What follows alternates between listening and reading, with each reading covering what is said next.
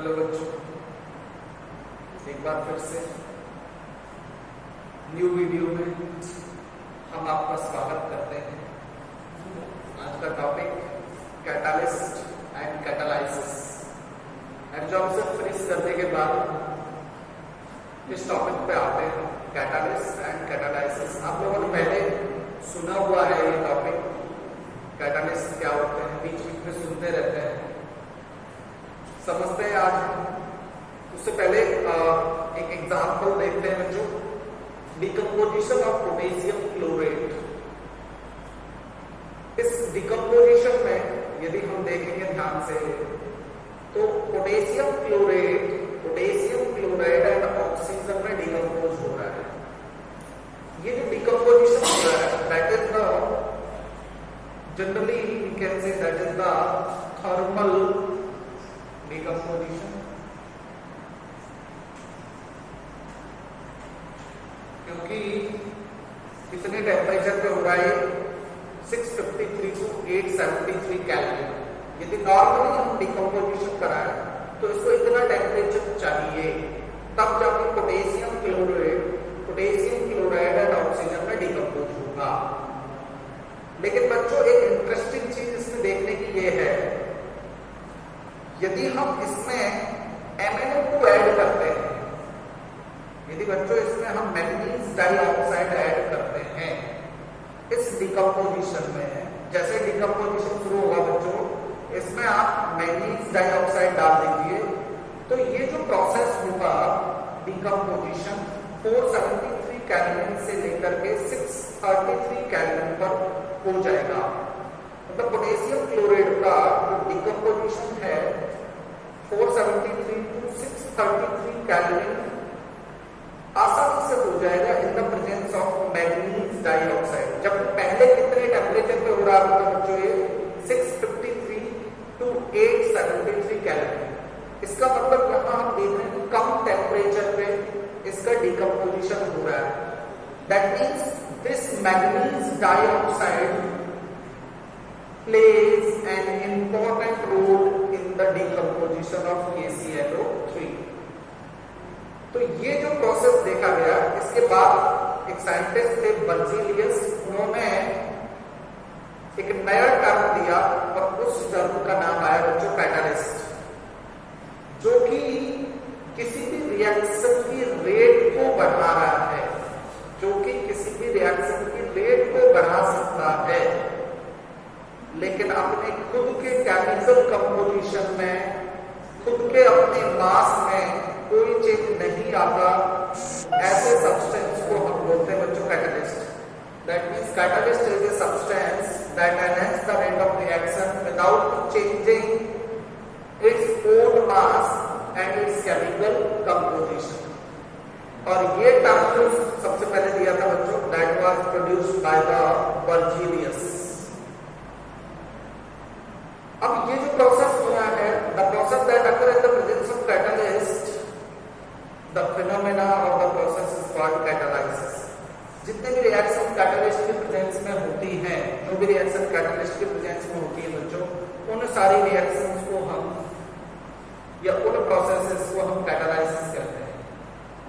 ठीक है, इसके बाद बच्चों नेक्स्ट टर्म, इसमें कुछ और नए टर्म्स हैं जो हमें पढ़ने हैं, दैट इज द प्रोमोटर्स। फिर से एक एग्जाम्पल समझते हैं, Haber process for the synthesis of ammonia, nitrogen and hydrogen combined and they produces ammonia and this process is known as the Haber process. It occur in the presence of iron catalyst. ये बच्चों कौन से catalyst के presence में हो रहा है? Iron. अब हमने क्या किया, इसमें एक और मटेरियल डाला, दैट इज द मॉलिब्डेनम। बच्चों इसमें यदि मॉलिब्डेनम डाला तो देखा गया कि इस मॉलिब्डेनम के डालने से ये जो आयरन कैटालिस्ट है इसकी एक्टिविटी इंक्रीज हो जाती है। मतलब इसकी एक्टिविटी इंक्रीज होगी और इसकी एक्टिविटी इंक्रीज होने से ओवरऑल रेट ऑफ रिएक्शन भी फास्ट हो जाती है। तो ऐसे सब्सटेंस जो कि आयरन की एक्टिविटी को मींस कैटालिस्ट एक्टिविटी को बढ़ाते हैं। कैटलिस्ट की किसको बढ़ाते हैं बच्चों? एक्टिविटी को बढ़ाते हैं। ऐसे सब्सटेंस को हम बोलते हैं प्रोमोटर्स। क्या बोलते हैं बच्चों? प्रोमोटर्स। नेक्स्ट जो टर्म है हमें यहां समझने का, दैट इज द पॉइजन्स। यहां तो हमने कहा था बच्चों प्रोमोटर्स में दो substance which enhance the activity of catalyst, while those substance which reduces the activity of catalyst or decreases the activity of catalyst are called the poisons। हमारे NCERT book में पॉइजन्स के एग्जाम्पल नहीं दिए हैं, मैंने यहाँ कुछ एग्जाम्पल लिखे हैं बच्चों, तो इन पे ध्यान देना। Carbon monoxide act as poisons, halides also act as poisons, cyanides, sulfides and some organic molecules also, some organic molecules, organic molecule जैसे हम कह सकते हैं बच्चों ऑक्सेंस,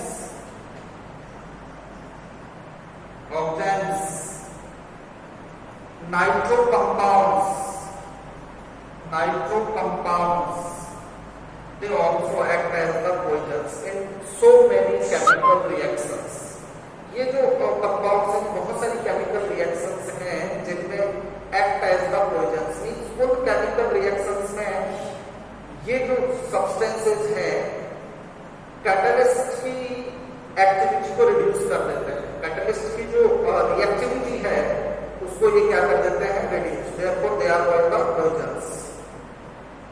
नेक्स्ट जो टर्म हम समझने जा रहे हैं बच्चों, that is the characters of catalyst. Catalyst के क्या क्या कैरेक्टर्स हो सकते हैं? तो ये चीज सबसे पहला जो कैरेक्टर है बच्चों, ये हमने पहले ही पढ़ लिया है। Mass and chemical composition of catalyst does not change. Mass and chemical composition, mass and chemical composition of catalyst does not change in a chemical reaction. मतलब जब कैटलिस्ट अपनी मैकेनिज्म शो कर रहा होता है उस समय उसके मास में और केमिकल कंपोजिशन में कोई चेंज नहीं आता। जैसे रिएक्शन कंप्लीट होती है उसके बाद वो हमें एज इट इज मिल जाता है। जितना मास हमने उसका स्टार्टिंग में यूज किया बच्चों उतना ही मास लास्ट में मिल जाता है। नेक्स्ट जो कैरेक्टर है, it is required in small amount. इसका हमें बहुत थोड़ा सा अमाउंट चाहिए होता है। इसका मास जो होता है वो बहुत कम चाहिए होता है हमें किसी रिएक्शन की रेट को बढ़ाने के लिए। ऐसा नहीं कि हमें किसी रिएक्शन की रेट को बढ़ाना है तो उसमें बहुत सारा कैटलिस्ट डालेंगे तब जाकर उसका रेट ऑफ रिएक्शन बढ़ेगा। लो, थोड़े से ही उसके अमाउंट से उसका रेट ऑफ रिएक्शन आसानी से एनहांस किया जा सकता है। नेक्स्ट जो प्रॉपर्टी है बच्चों, that is it does not initiate the reaction. ये किसी केमिकल रिएक्शन को इनिशिएट कभी नहीं करता। मींस केमिकल रिएक्शन को स्टार्ट नहीं करता है। एक बार जब केमिकल रिएक्शन स्टार्ट हो जाती है उसके बाद इसका काम है उसकी रेट को बढ़ाना, उसको जल्दी से कंप्लीट करना। मींस रिएक्टेंट को जल्दी से फास्ट तरीके से प्रोडक्ट में बदलना। ये कभी भी किसी भी रिएक्शन को इनिशिएट नहीं करता। नेक्स्ट जो पॉइंट है बच्चों, 4th नंबर पॉइंट की बात करें हम, it is specific in nature. Catalyst जो होते हैं वो स्पेसिफिक इन नेचर होते हैं। दैट मींस एक कैटलिस्ट किसी एक पर्टिकुलर रिएक्शन को ही कैटलाइज कर सकता है। ऐसा नहीं है कि एक ही कैटलिस्ट बहुत सारी रिएक्शन को कैटलाइज कर सकता है। No, that means we can say they are reaction specific. ये क्या होते हैं? Reaction specific. The particular catalyst can catalyse in particular reaction. इस पॉइंट को कहते हैं हम specific in nature. Next, it can change the rate constant. Reaction के रेट कांस्टेंट को एक कैटलिस्ट चेंज कर सकता है क्योंकि वो रेट को चेंज कर रहा है। Rate is directly proportional to the rate constant. यदि रेट चेंज हो गया तो उसका रेट कांस्टेंट भी क्या हो सकता है? Change.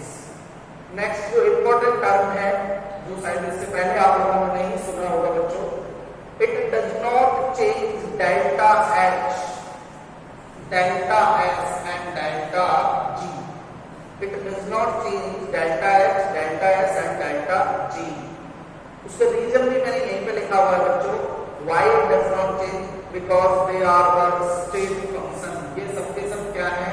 State function. They don't depend on the path of the reaction. ये उनकी स्टेट के ऊपर मींस रिएक्शन का initial state and final state के ऊपर डिपेंड करते हैं, ये पाथ के ऊपर डिपेंड नहीं करते। और कैटलिस्ट रिएक्शन के पाथ को चेंज करता है, रिएक्शन को एक स्पेशल पाथ प्रोवाइड कराता है। Therefore catalyst does not change the delta H, delta S and delta G। Delta H को आप लोग जानते हैं, enthalpy of reaction, delta S entropy of reaction and delta G gives free energy. Next और आज के वीडियो का last जो टॉपिक है वो है टाइप्स ऑफ कैटालाइसिस। तो टाइप्स ऑफ कैटालाइसिस जैसा हमको पता है बच्चों, कैटालाइसिस दो तरीके से हो सकता है, homogeneous catalysis and heterogeneous catalysis. Homogeneous catalysis बहुत कुछ इसमें है, नेम से क्लियर हो रहा है बच्चों, होमोजेनस। और इसको होमोजेनस कैटालाइसिस को आसानी से समझने के लिए इस एग्जांपल को देख लेते हैं।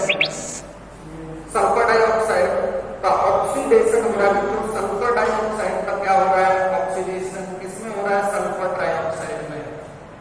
सल्फर डाइऑक्साइड का ऑक्सीडेशन हो रहा है सल्फर ट्राइऑक्साइड में। यहाँ रिएक्टेंट की बात करें तो सल्फर डाइऑक्साइड और ऑक्सीजन दोनों किस स्टेट में है बच्चों? गैसियस स्टेट में।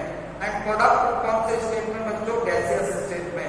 तो ध्यान देने जो चीज है सबसे इंपॉर्टेंट वो ये है कि बच्चों इसमें NO जो है, इसमें बच्चों जो NO है it also in gaseous state. तो ऐसा कैटालाइसिस जिसमें रिएक्टेंट, प्रोडक्ट एंड कैटालिस्ट, ऐसा कैटालाइसिस प्रोसेस जिसमें reactant, product and catalyst all are in the same stage, all are in the same state, same physical state कहिए बच्चों ज्यादा बढ़िया है, physical state। यदि तीनों के तीनों सेम फिजिकल स्टेट में है तो ऐसे कैटालाइसिस को बच्चों हम बोलेंगे होमोजेनस कैटालाइसिस। नेक्स्ट, अब जब होमोजेनस आपने समझ लिया है तो हेटेरोजेनस कैटालाइसिस भी आसानी से समझा जा सकता है। हेटेरोजेनस कैटालाइसिस क्या होगा बच्चों? फिर से एग्जांपल देख लेते हैं आगे। Haber process for the synthesis of ammonia, Haber process for the synthesis of ammonia. Here nitrogen and hydrogen combine to produce ammonia. Nitrogen again gas, hydrogen again gas and ammonia again in gaseous state. But catalyst को यदि आप देखेंगे बच्चों तो it is in solid state. Catalyst कौन से state में बच्चों? Solid state. अब यदि सॉलिड स्टेट में है तो इसका मतलब रिएक्टेंट, इन दोनों की बात करें, रिएक्टेंट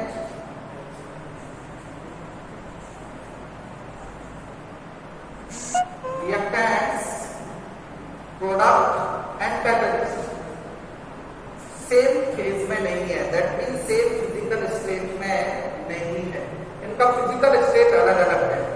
ये हो सकता है, अभी हमने सॉलिड लिया है, ये हो सकता है लिक्विड हो सकता है, ये गैस हो सकते हैं, ये सॉलिड हो सकते हैं, ये लिक्विड हो सकता है।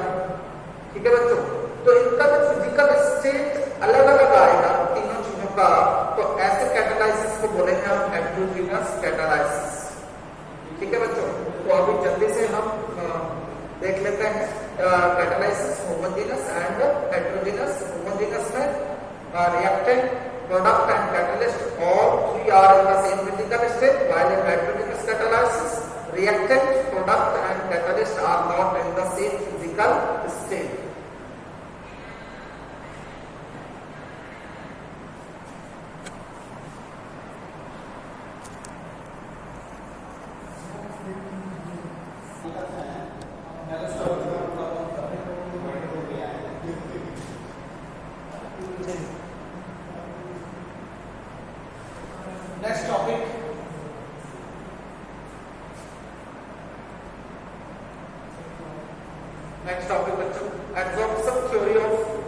Heterogeneous catalysis.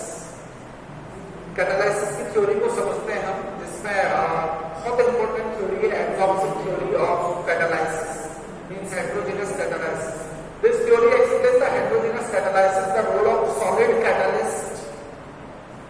समझना बच्चों, बहुत इंपॉर्टेंट लाइन है, the role of solid catalyst in enhancing the reaction rate, in enhancing the reaction rate. Means solid catalyst का किसी रिएक्शन के रेट को एनहांस करने में किस तरीके से रोल होता है, कैसे कोई सॉलिड कैटलिस्ट किसी रिएक्शन के रेट को बढ़ाता है, वो ये थ्योरी बहुत अच्छे से एक्सप्लेन करता है।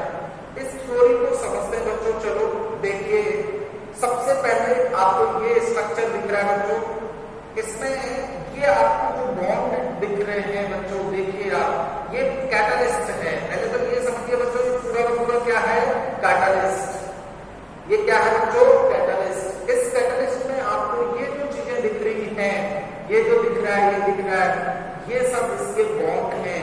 बॉन्ड भी कह सकते हैं या बच्चों क्या कह सकते हैं, they are the free valencies,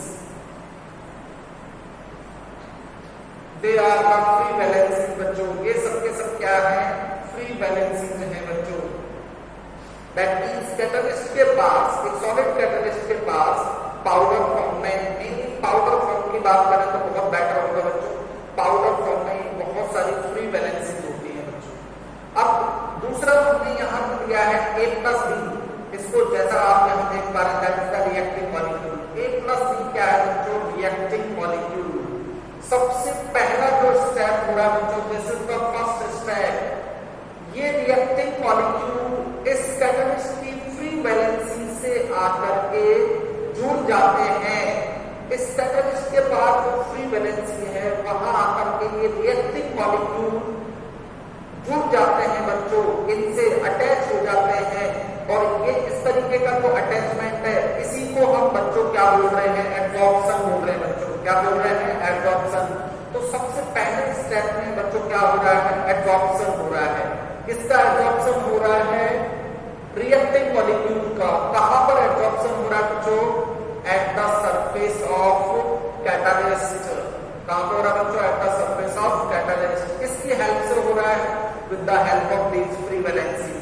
इस डायग्राम को आप यहां देख सकते हैं, ये A और B दोनों का क्या हो गया बच्चों, एब्जॉर्प्शन हो गया है। अब नेक्स्ट स्टेप में क्या हो रहा है बच्चों, ध्यान दीजिए। अभी A का एब्जॉर्प्शन हो गया, B का एब्जॉर्प्शन हो गया। दैट मींस एक कैटालिस्ट ने प्रोवाइड, कैटालिस्ट हम ये कह सकते हैं, catalyst provide it's surface for a chemical reaction, chemical reaction के लिए बच्चों कैटालिस्ट क्या प्रोवाइड कर रहा है, सरफेस। सरफेस से मतलब फ्री वैलेंसीज, FV बच्चों क्या प्रोवाइड कर रहा है, free valencies, free valencies provide कर रहा है। और अब नेक्स्ट स्टेप की बात करें बच्चों, हम नेक्स्ट स्टेप में देखिए जरा क्या हुआ है। यहाँ पे A का अलग से एब्जॉर्प्शन, सेपरेटली एब्जॉर्प्शन हुआ है, B का अलग से एब्जॉर्प्शन हुआ है। अब बच्चों नेक्स्ट स्टेप की बात करें हम, तो इस स्टेप में इस जो कैटालिस्ट है, इसकी सरफेस पर इन दोनों रिएक्टिव मॉलिक्यूल ने आपस में क्या कर दिया बच्चों, रिएक्शन कर दिया है। A और B ने बच्चों क्या कर लिया है, रिएक्शन कर लिया है। और A और B ने जो रिएक्शन किया है, इस वाले इसमें A और B का जो रिएक्शन हुआ है बच्चों, इसका मतलब नेक्स्ट स्टेप में इंटरमीडिएट बन गया बच्चों। क्या बन गया है, इंटरमीडिएट। क्या बन गया बच्चों, इंटरमीडिएट बन गया है। ठीक है बच्चों, इंटरमीडिएट का फॉर्मेशन हो गया है नेक्स्ट स्टेप में। अब ये कह सकते हैं that is the second step. ये कौन सा स्टेप होगा बच्चों, सेकंड स्टेप। अब इंटरमीडिएट का फॉर्मेशन हो गया है। ये सब कहां हो रहा है बच्चों, अभी भी कैटालिस्ट के सरफेस पर हो रहा है। नेक्स्ट स्टेप की बात करें हम, तो अब क्या होगा बच्चों, A और B ने आपस में रिएक्शन कर लिया है। अब हमने पहले पढ़ा हुआ है, डिसॉर्प्शन हुआ। This is the third step बच्चों क्या होगा, डिसॉर्प्शन। मींस जो रिएक्टेंट है उन्होंने रिएक्ट कर दिया और रिएक्ट करके नेक्स्ट हम बात करें ए बी प्रोडक्ट बना दिया बच्चों। क्या बना दिया है, ए बी प्रोडक्ट। और A B product and catalyst दोनों सेपरेट आउट हो गए हैं, दोनों बच्चों क्या हो गए हैं, सेपरेट आउट, अलग अलग हो गए हैं। और इस प्रोसेस को क्या बोलते हैं बच्चों, डिसॉर्प्शन। पहले भी हमने पढ़ा है। डिसॉर्प्शन मींस कैटलिस्ट से यहाँ पे प्रोडक्ट सेपरेट आउट हो गया है, सेपरेशन हो गया उसका, और इस प्रोसेस को क्या बोलते हैं बच्चों हम, डिसॉर्प्शन। तो हम देखेंगे इनिशियली हमने जैसे कैटलिस्ट लिया था वैसे ही लास्ट स्टेज में भी कैटलिस्ट सेम फॉर्म में मिल रहा है बच्चों। जैसे स्टार्टिंग में लिया था वैसे ही लास्ट फॉर्म सेम यहाँ मिल रहा है। कैटलिस्ट के मास और केमिकल कंपोजिशन, यदि इन दोनों को देखेंगे हम तो मास और केमिकल कंपोजिशन में कोई चेंज नहीं होता, और इस थ्योरी को नाम दिया एडसॉर्प्शन। क्यों दिया बच्चों, क्योंकि इसमें एडसॉर्प्शन हो रहा था। ठीक है, एडसॉर्प्शन की हेल्प से रिएक्टिव मॉलिक्यूल आपस में रिएक्ट कर रहे थे, रिएक्ट करने के बाद इंटरमीडिएट बन रहा था, और इंटरमीडिएट बनने के बाद यदि प्रोडक्ट को बनना है लास्ट में तो डिसऑर्प्शन के थ्रू प्रोडक्ट का फॉर्मेशन हो जाता है। तो ये बच्चों है हमारे पास adsorption theory of heterogeneous catalysis. Okay बच्चों।